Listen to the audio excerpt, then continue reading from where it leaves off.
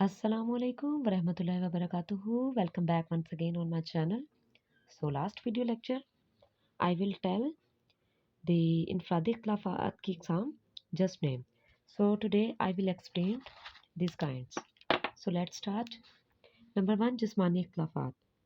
ये इख्लाफात अमूमन तवारस के फ़र्क के बायस होते हैं और पैदाइशी मगर गैर इक्तसाबी होते हैं. इनमें वो तमाम इख्लाफात शामिल हैं जो किसी न किसी तरह जिस्म की साख्त या उसकी रंगत से ताल्लुक़ रखते हैं. इसमें ज़ाहिरी शक्ल सूरत, रंगो रूप, कद्दो-कामत और बाज़ दफ़ा सेहत बीमारी वगैरह शामिल हैं. अगर सिर्फ शक्ल सूरत और रंगो रूप के इख्तिलाफ़ात हों तो इसके असरात को तो कम किया जा सकता है, लेकिन अगर बच्चों में कोई जिस्मानी फ़ारसी कमज़ोरी या पैदाइशी नुक्स है तो ये अमूमन तालीम पर असरअंदाज होता है. ऐसे बच्चे अगर अपने साथियों के मजाक का निशाना बन जाएं तो वो एहसास कमतरी का शिकार होकर तालीम में पीछे रह जाते हैं, यानी लैक ऑफ कॉन्फिडेंट, या बाज़ मरतबा बददिल होकर तालीम तर्क कर देते हैं. इसलिए तालीम देते हुए जिस्मानी इख्तिलाफ़ात को नज़रअंदाज नहीं किया जा सकता जो दर्ज झैल नौयत के हो सकते हैं.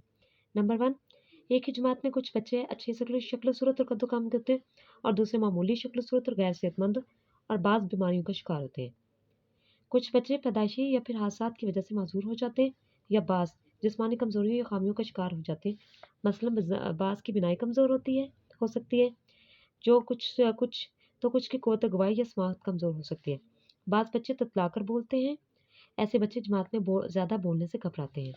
वो बच्चे जो किसी जिस्मानी उज़्व के ज़ाया होने या किसी बीमारी के बाइस मजबूर हो जाते हैं, इन्हें भी कई दफ़ा बच्चों के मजाक का निशाना बनना पड़ता है. नेक्स्ट, जिस्मानी इख्तिलाफ़ात में बच्चों का रवैया.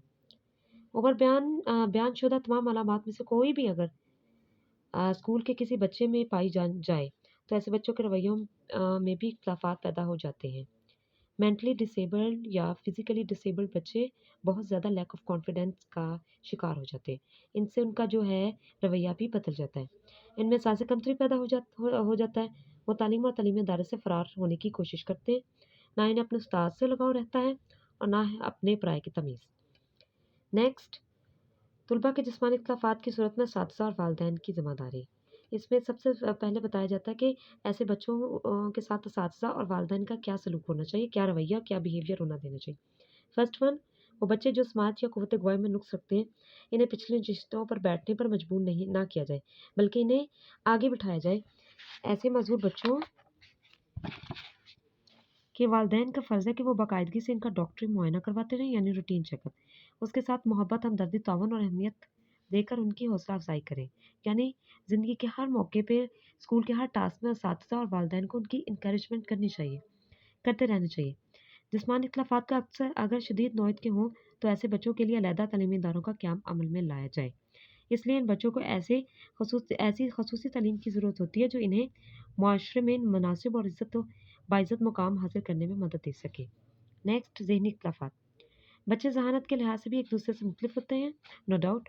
अगरचे ज़हानत के लिहाज से इख्तिलाफ़ात का दायरा बहुत वसी है, लेकिन मुताले में आसानी की खातिर ऐसे बच्चों को ज़हानत की बुनियाद पर 3 हिस्सों में तकसीम किया जा सकता है. नंबर 1 ज़हीन बच्चे, नंबर 2 मतवस्त बच्चे एंड नंबर 3 कुन ज़हीन बच्चे. ज़हानत की पैमाइश के लिए माहिरीन ने एक कुलिया तरतीब दिया है. इसकी मदद से बच्चे की ज़हनी सतह का तयन किया जा सकता है, जिसे मुकासी ज़हानत कहा जाता है. This is the formula. English में हम इसे फार्मूला कहेंगे, उर्दू में हम इसे कुलिया कहेंगे.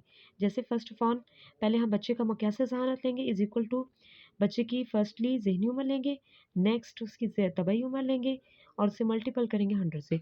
उस पर इस कुलिया के ज़रिए बच्चे की ज़हानत का पता लगाया जा सकता है, जिसको इसके लिहाज से माहिरीन ने बच्चों को ज़हानत के लिहाज से मज़ीद तकसीम किया गया है.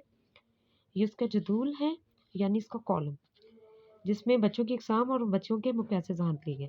फ़तीन बच्चे जो कि 140 से ज़ायद होते हैं पूरे मुल्क व कौम में. एक मुल्क में फ़तीन बच्चों की जो है तादाद 140 से ज़्यादा हो सकती है. उसमें ज़हीन बच्चे 139 से 110 तक, मतवस्त बच्चे 109 से 90 तक, कुनज़हीन बच्चे 89 से 80 तक, कम अक़ल बच्चे 79 से 70 तक, और नाक़िसुल अक़ल बच्चे यानी टोटल ही ब्रेन लेस जो बच्चे होते हैं, यानी उनके ब्रेन की सकत कम होती है 70 से कम.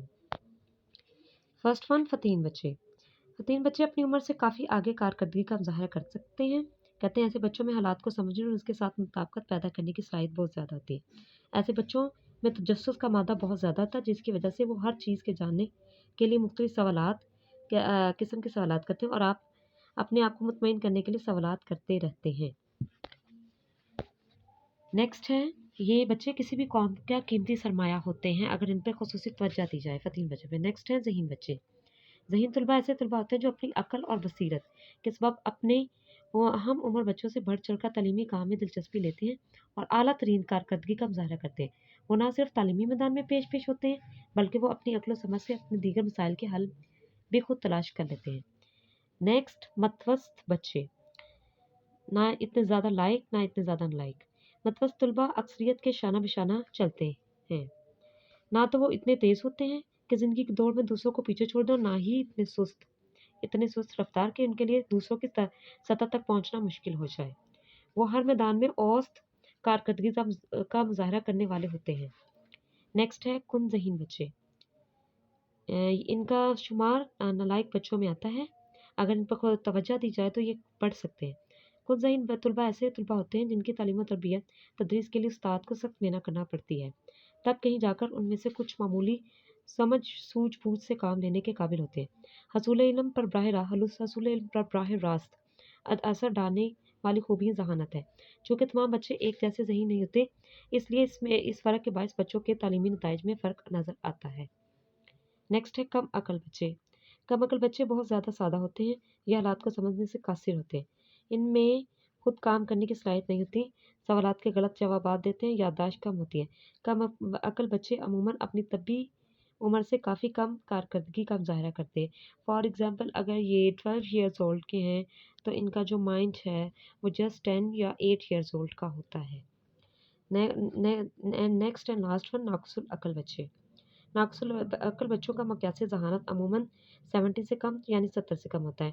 موسٹلی آپ کو ہر میں بچوں کی جو ہے کالم کے مطابق ان کی عقل کے بارے میں بتانا ضروری ہوتا ہے۔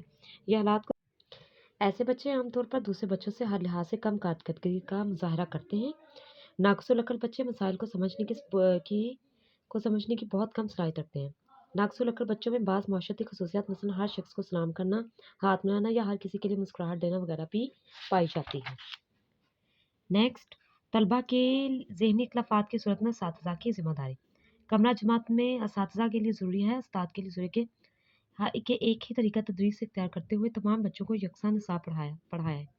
اگر وہ اعلیٰ ذہانت والے بچوں کو پیش نظر رکھ کر تعلیم دیتا ہے تو متوسط اور کم ذہانت والے بچے بہت دلچسپی نہیں لیتے۔ ذہانت کے اختلافات چونکہ حصول علم پر براہ راست اثر انداز ہوتے ہیں، لہٰذا ماہرین تعلیم کے لیے اس نوعیت کے مسائل نہایت توجہ طلب ہیں۔ چونکہ بچوں کے ذہنی اختلافات تعلیم میں بے حد اہمیت کے حامل ہوتے ہیں، اس لیے استاد کے لیے ضروری کہ وہ طلباء کے درمیان تعلم کے فرق کا ان کی ذہانت کے پس منظر میں جائزہ لے اور مختلف قسم کے بچوں سے یکساں توقعات وابستہ نہ کرے۔ Is this have any question, any word issue, any sentence issue in this video? Write in your comment. Take care of yourself. Allah.